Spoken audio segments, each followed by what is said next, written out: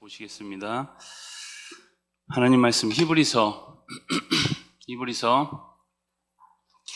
우리 10장 1절로 우리 18절까지 신약성경 히브리서 365페이지 히브리서 10장 우리 1절로 18절 우리 두 절씩 교독하시겠습니다. 제가 먼저 읽겠습니다. 율법은 장차 올 좋은 일의 그림자일 뿐이요 참 형상이 아니므로 해마다 늘 드리는 같은 제사로는 나오는 자들을 언제나 온전하게 할 수 없느니라.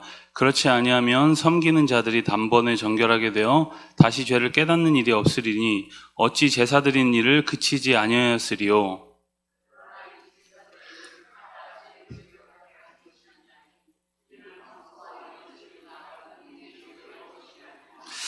그러므로 주께서 세상에 임하실 때에 이르시되 하나님이 제사와 예물을 원하지 아니하시고 오직 나를 위하여 한 몸을 예비하셨도다. 번제와 속죄제는 기뻐하지 아니하시나니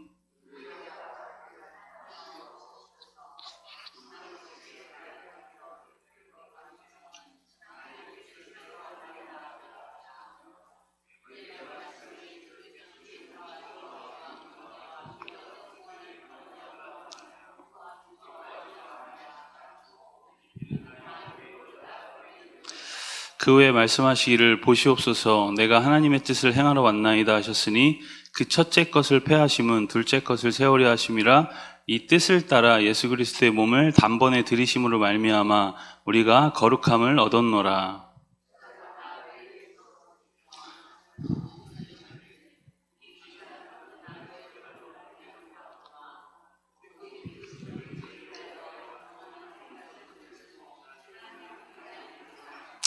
그 후에 자기 원수들을 자기 발등상이 되게 하실 때까지 기다리시나니 그가 거룩하게 된 자들을 한 번의 제사로 영원히 온전하게 하셨느니라.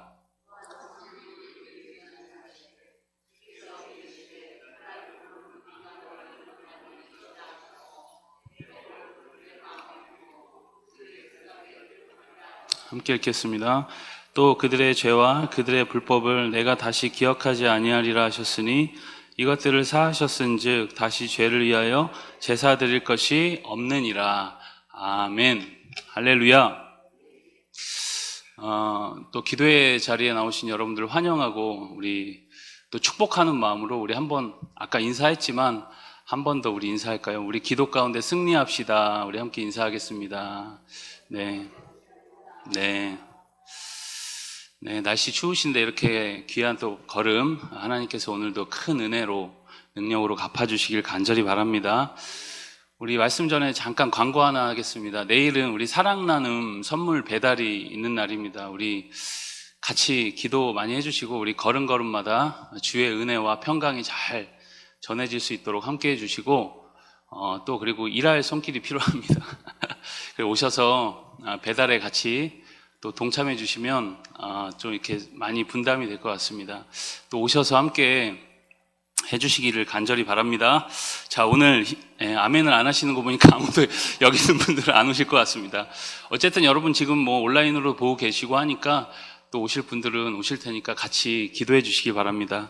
자, 우리 오늘은 이제 히브리서 10장 말씀인데 히브리서 말씀 우리가 이 히브리서가 4장 14절부터 오늘 우리가 읽은 말씀까지 이 예수님의 이 제사장직에 대해서 지겹도록 여러분들이 아마 좀 지겨울 겁니다. 계속 비슷한 얘기를 하는 것 같고 또 다 아는 얘기를 왜 자꾸 이렇게 뭐 있는 것처럼 얘기하냐 또 이제 그런 마음도 있을 수 있고 자꾸 반복되는 이야기 같아서 이제 좀 어쨌든 오늘 이 히브리서 기자가 지겹도록 이제 4장 14절부터 계속 강조하고 있습니다.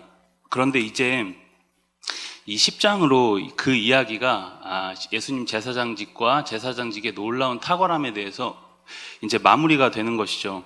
사실 여러분 계속 반복되는 이야기처럼 보이지만 각 장과 구절마다 이제 강조점은 약간씩 다릅니다.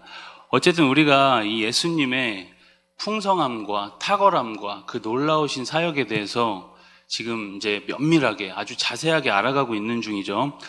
구약의 여러분 제사장들과 이 백성들은 끊임없이 제사를 드립니다. 율법이 주어진 이후부터 이제 약 1500년 동안 이 피해 제사가 계속 드려지고 있는 거죠. 이 계속되는 여러분 제사 속에서 아마 그들에게 머리에서 떠나지 않는 의문이 이제 있었겠죠.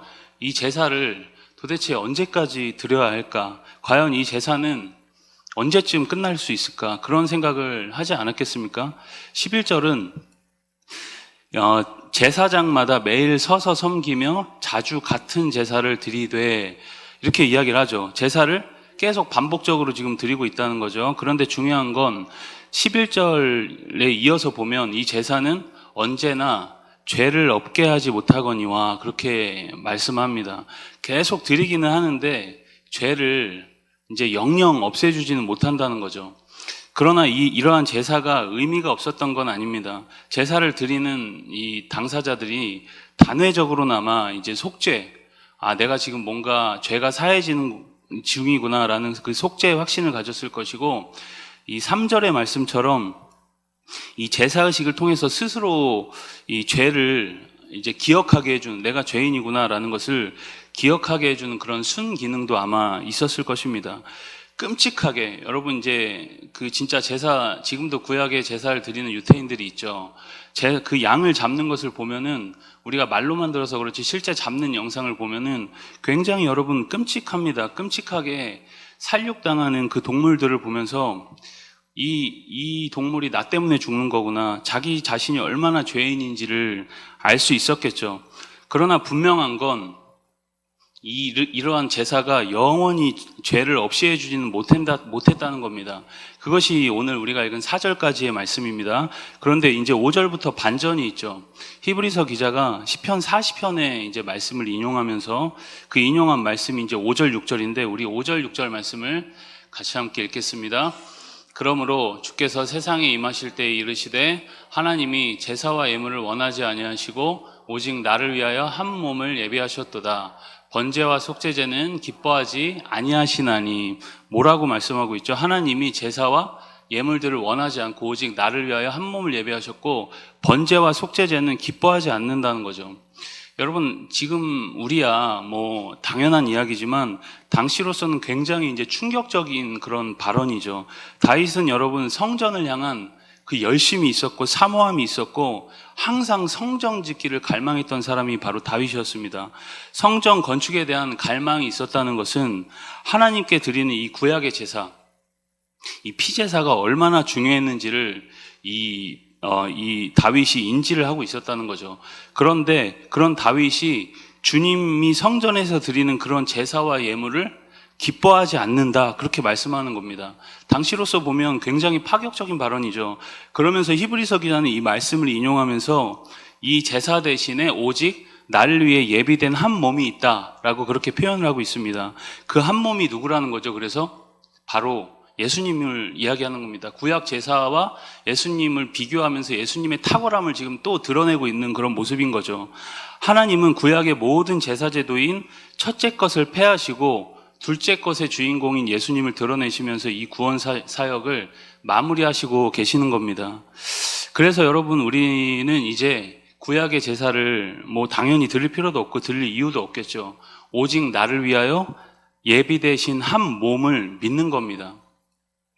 여러분, 그분이 이루신 일이 뭘까요? 10절의 말씀처럼 단번에, 그리고 12절의 말씀처럼 한 영원한 제사로 우리를 영원히 거룩하게 하시고 온전하게 하셨다라는 겁니다.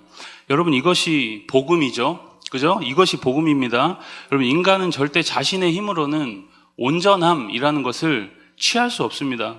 여러분, 구약의 제사도 마찬가지였죠. 율법적 의로는 절대 온전해질 수 없다는 겁니다. 야고보서의 말씀에 보면 누구든지 온 율법을 지키다가 그 하나를 범하면 모두 범한 자가 된다, 그렇게 이야기를 합니다.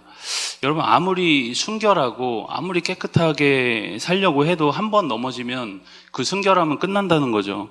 우리 안에 여러분 양심이 있어서 양심이 작동하면 믿음이 있든 없든 잘 살고 싶은 욕구가, 인간이라고 생겼다면 다 그렇게 살고 싶은 욕구가 있습니다. 그런데 그게 잘 안 된다는 것을 깨닫게 되죠. 그리스도를 믿어도 마찬가지입니다. 법적으로는 우리가 온전하다고 선언을 받았지만 현실적으로는 우리가 주님 오실 때까지 그 온전함을 이루어가는 과정이 있는 겁니다. 여러분, 종교개혁자 이제 말틴 루터가 그리스도의 복음을 발견하기 전에 왜 그렇게 하나님을 두려워했을까요? 맨날 여러분 질질질 울면서 하나님을 원망합니다. 하나님이 인간을 죄인으로 만들어 놓고 그 죄를 자꾸 추궁한다는 것이죠. 어떻게 여러분 그런 생각을 했을까요? 자신의 모습을 보니까 정말 가망성이 없는 겁니다. 그렇다고 여러분 루터가 여러분 막 살았느냐? 우리랑은 비교도 안 되게 철저하게 살았죠. 수도원의 그 엄격한 규율을 다 지키고 금식과 고해성사와 자기에게 주어진 선한 행위를 다 감당합니다. 보이는 행동들은 완벽하게 감당을 하죠. 그럼에도 여전히 하나님의 의로우심 앞에만 서면 턱 하고 무릎을 꿇을 수밖에 없었던 겁니다. 복음을 발견하기 전까지는 자신이 얼마나 이 안에 더러운 것이 있는지를 알았기 때문에 그 두려움 가운데 계속 살아갔다는 것이죠. 여러분, 우리가 다 그런 연약한 존재이기 때문에 오직 나를 위하여 예비되신 한 몸, 예수님이 필요한 것입니다. 여러분, 우리가 왜 그리스도를 의지하지 않을까요? 여러분, 왜 예수님에 대한 감사가 자꾸 희미해질까요? 여전히 여러분 우리 안에 이 율법적 의가 남아있기 때문입니다. 그럼 우리가 어떤 생각을 하죠? 기도라도 우리가 많이 하면 내가 다른 사람보다 더 의롭겠지? 내가 훨씬 더 신령한 사람이겠지? 내가 많이 섬기고 말씀이라도 많이 읽으면 하나님이 나를 더 의롭다고 평가해 주시겠지. 은연중에 우리 가운데 누구나 다 그런 생각이 있는 거죠. 그러나 여러분, 이런 식의 접근은 복음이라는 차원에서 볼 때 아주 위험한 생각이라는 거죠. 여러분, 기도는 이슬람 사람들이 훨씬 더 많이 합니다. 섬기는 건 여러분 바깥 사람들도 잘 섬깁니다. 여러분, 우리가 신앙 행위를 어떤 공로적 개념으로 접근하면 우리가 열심히 하면 할수록 이제 예수 그리스도를 자꾸 밀어낸다는 겁니다. 그럼 여러분, 우리의 영혼이 점점 더 이제 피폐해진다는 거죠. 여러분, 그렇다고 우리가 이제 오해하진 마시길 바랍니다. 기도를 조금 하고 말씀을 조금 보면 멀리하면 훨씬 더 신앙적이다, 그런 얘기는 더더욱 아니라는 거죠. 구원의 여러분 본질과 구원받은 사람의 어떤 경건한 삶에 대한 이야기를 하고 있는 것입니다. 내가 스스로 구원받고 나를 드러내기 위한 율법적 행위는 방향 자체가 처음부터 잘못됐다는 것을 이야기하는 겁니다. 이런 사람에게는 은혜가 들어갈 자리가 없다는 거죠. 여러분, 이런 율법적 태도로 주님을 섬기면 결국 잘하면 어떻게 될까요? 잘하면 잘 되고 신앙생활에 어쩔 땐 잘 되지 않습니까? 잘 될 때는 교만해지고 뭔가 잘 안 되면 위선자가 되는 겁니다. 종착지는 분명합니다. 여러분, 우리는 우리의 그리스도의 의로우심을 힘입어서 은혜로 살아가는 사람들이라는 것을 기억할 수 있길 바랍니다. 그럼 먼저 우리 중심에 우리 가운데 선한 것이 없다는 것을 여러분 뼈저리게 깨달아야 합니다. 그래야 진정 예수님을 붙들 수 있다는 거죠. 여러분, 우리의 중심은 우리의 중심은 전혀 변하지 않아도 우리가 어떤 종교 행위는 다 누구나 퍼펙트하게 잘 해낼 수 있죠. 그렇죠? 여러분, 우리 많이 경험하지 않습니까? 내 마음은 막 썩어 문드러져도 교회 와서는 그래도 어느 정도 치장을 하고 감당하는 것은 누구나 다 잘할 수 있습니다. 우리 모두가 다 그럴 겁니다. 여러분, 교회 생활 5년 정도만 우리가 성실하게 잘하면 예수님 믿든 안 믿든 어느 정도 교회 문화, 종교 행위에 익숙해질 수 있습니다. 얼마든지 꾸밀 수 있다는 거죠. 그러나 여러분, 마음이 없는 율법적 행위로는 우리의 구원은 물론이고 복음이 우리에게 전혀 능력이 될 수 없다라는 겁니다.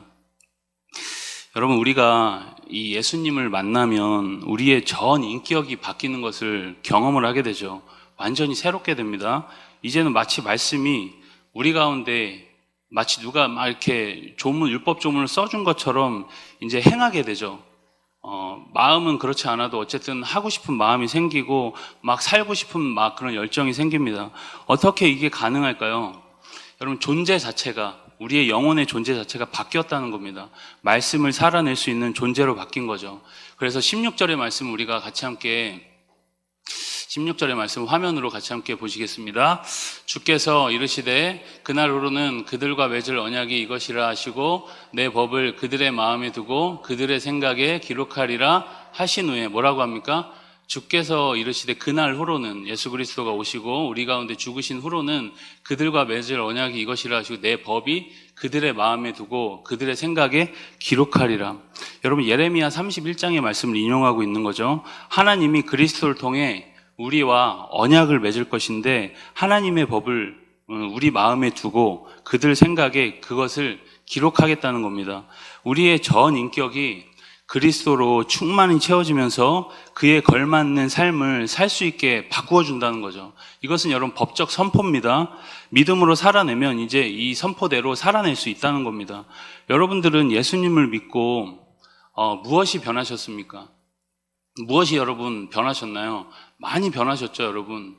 예전에 술을 그렇게 드시고 이제 거의 중독자로 이제 살아가던 분들이 이제 하나님의 은혜로 술이 끊어지고 하루에 담배를 2갑, 3갑씩 피던 분들이 담배를 끊게 되고, 저도 여러분 담배를 펴봤을까요? 안 펴봤을까요? 비밀입니다. 이제 교회 안에서 우리끼리만 얘기하는 겁니다. 저도 담배를 한 4년 정도 펴봤거든요. 얼굴은 그렇게 안 생겼죠. 네, 저 되게 성실하게 생겼잖아요. 근데 이제 저도 담배를 좀 한 4년 정도 폈는데 못 끊습니다. 인간의 힘으로는. 여러분 들어보셨죠? 담배 피면은 절대 끊을 수 없습니다. 근데 하나님의 은혜로 갑자기 하루 만에 팍 끊어지는 것을 이제 경험을 하게 되는 거죠. 여러분, 우리가 어떻게 이런 일들이 가능할까요? 입에서 여러분 떠나지 않던 욕과 불만과 저주가 여러분 예수 그리스도를 믿음으로 인해서 갑자기 떠나게 되는 것을 경험을 하게 됩니다. 여러분, 누구의 힘으로 가능할까요? 어떤 힘으로 그것을 우리가 경험할 수 있습니까? 주님과의 연합, 주님이 우리 가운데 오셔서 우리 가운데 율법을 우리 마음에 새겨주시고 살아갈 수 있도록 도와주시니까 가능하다는 겁니다. 그 말이 바로 여러분 16절 말씀에 들어있는 의미입니다. 우리의 율법적 노력으로는 안 되지만 그리스도가 오셔서 우리와 생명적으로 연합하시고 우리 가운데 충만히 예수님이 적용이 되면 가끔 발동하는 죄의식과 마음에도 없는 율법적 행위로 살아가는 것이 이제는 불가능해진다는 거죠. 여러분, 우리 마음과 생각에 기록된 그 말씀과 은혜를 따라서 우리의 전 인격이 주님 앞에 반응하면서 살아간다, 생명력 있게 살아갈 수 있다라는 겁니다. 그런 삶을 여러분 이제 지향하게 된다는 거예요. 최소한 그런 삶을 지향하는 사람이 된다는 거죠. 여러분, 우리의 중심은 이제 중심이 완전히 재세팅, 이제 거듭남이라고 하죠. 재세팅, 거듭남, 중생이 되었기 때문에 그것이 가능하다는 겁니다. 그것이 누구 때문에 가능하다는 거죠? 오늘 말씀은 오직 나를 위해 예비된 한 몸이신 예수 그리스도 때문에 가능하다는 겁니다. 구약의 율법은 우리의 양심을 새롭게 할 수 없다는 거죠. 그리고 우리의 죄를 속해주긴 하지만 단회적이라는 겁니다. 근데 예수님 때문에 그런 것들이 가능하다는 겁니다. 여러분, 그리스도인이 되면 시키지 않아도 누구나 다 하나님을 사랑합니다. 물론 부족할 때도 있고 연약할 때도 있지만 하나님을 사랑하게 되죠. 우리 삶에 오셔서 우리를 인도하시는 그 세심하신 하나님 손길, 하나님이 살아계시냐 죽어 계시냐 그것을 논할 가치가 없을 정도로 하나님이 당연히 살아계신다는 것을 세심한 손길을 우리가 삶에서 경험하면서 깜짝깜짝 놀라게 되죠. 그리고 감사하게 됩니다. 그리고 어느 순간 나 같은 죄인 살리신 하나님의 그 은혜가 너무 놀라운 거죠. 왜 나 같은 죄인을. 그 믿음이 여러분 이 안에서 생명력으로 충만하게 작용하면 하나님의 사람으로 살지 말라고 해도 다 살아간다는 거죠. 이제는 삶의 동기가 완전 달라집니다. 예전에는 세상을 향하여 명예와 욕구와 뭔가 굉장히 남에게 보여지는 삶을 원했지만, 물론 그런 모습이 누구나 다 있지만 우리의 최종 목적은 그게 아니라는 겁니다. 부족하지만 천성을 향해 달려가는 삶으로 바뀐다는 겁니다. 그런 영으로 바꿀 수 있는 것은 오늘 말씀처럼 오직 나를 위한 한 몸이신 그리스도로 인해서만 가능하다는 것이 오늘 말씀이 하고 싶은 이야기입니다. 여러분, 오늘 우리가 이 말씀을 믿고 우리 가운데 여러분 오늘도 이 밤도 주님의 얼굴 구하시면서 이 귀한 영광의 연합을 허락하신 하나님께 감사하시면서 오늘 기도 가운데 그 은총을 마음껏 누리는 주님 주신 복된 밤 다 될 수 있길 주님의 이름으로 축복합니다. 우리 이 시간